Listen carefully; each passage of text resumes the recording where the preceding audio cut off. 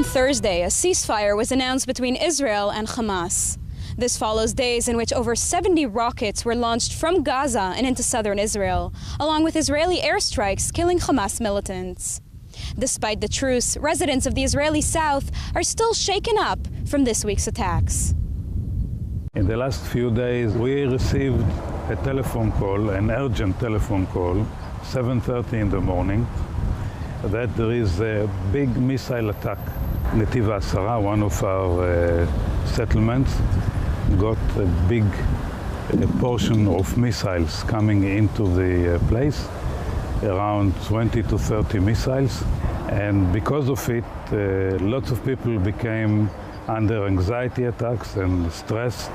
And we had to come with a big team, social workers and psychologists, with a big team and spread out to the houses and take care of the people.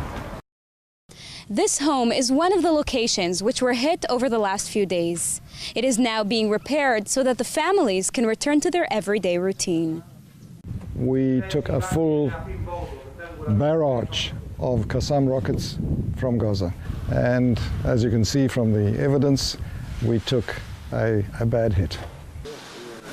Early Wednesday morning, the Ashqelon family's home in this Netiv Ha'Asara Moshav community in southern Israel took a direct hit by a rocket. Greg, his pregnant wife, and both their daughters rushed into their bomb shelter and were therefore saved. This is the way we have to live, always under terror and attack. The civilian houses have been attacked day and night. It's been like this for the last about 8 years we've been living like this. Sometimes more, sometimes less, sometimes a few weeks of quiet, but then usually it comes back with all the riots and the bombs falling around in the area. They've got to bring up kids in Israel living under bombs and running to bomb shelters. I don't think it's normal. I don't think it should be like this. I hope that nobody else has to live like this, because it's not natural. That my 4-year-old daughter and my 7-year-old daughter have to go to sleep at night worried if the bomb shelter is good enough, if it's protected enough, if there's going to be more bombs, less bombs, if they can sleep, they're not going to sleep, if we have to leave the moshav. Very sad. Bomb hit over there on the side of the house, into the roof. From there, then part of the roof here collapsed in. Inside the roof, there's major damage inside the roof itself. I would say that it's estimated at over $50,000 of damage. But thank God it ended with only financial damage and not physical damage. Bricks can be replaced, roof tiles can be replaced. Of course, the damage psychologically to our community is another story that can't be replaced in a hurry. And it's something we've learned to live with over the last 30 years that we've been living on the border with Gaza. And the Ashqelon family is not the only one who was affected.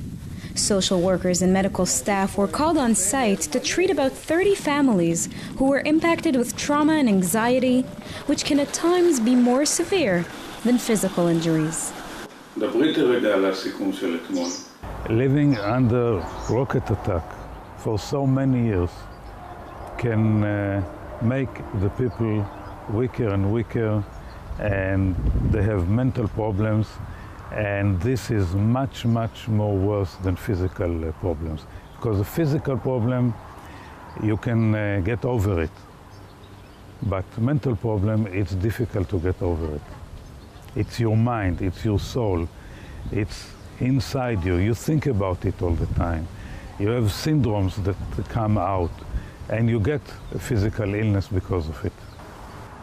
And yet still, despite the gravity of the situation and its costs, families who live under continuous rocket attacks, such as the ones that took place in Israel this past week, insist that they will not be driven away from their homes. The solution is not running away. That's not going to solve the problem. If I move today to Ashdod, they fall in Ashdod. I move to Rishon LeZion, so a year's time, it will fall in Rishon LeZion. When there was a war a few years back with Iraq, they fell in Tel Aviv and Ramat Gan. When there was a war in the north, they fell on Haifa. It's a very small country. We're talking about Israel. There's no place to run to. It's not in the States that you can go 1,000 miles this way, 10,000 miles that way. The whole state of Israel is 500-600 kilometers from north to south. It's about 200 kilometers east to west. There's nowhere to go. If I leave my house, for the Palestinians, that's a victory. They succeeded. They shot enough bombs, we got cold feet, we got scared, we don't want to live like this. I ran away. I will never give them the satisfaction to run away from my house because of the Palestinians. That's not going to happen. That's caving in, and that's not going to happen. We're here and we're going to stay here. For JN1, I'm Sivan Raviv, Southern Israel.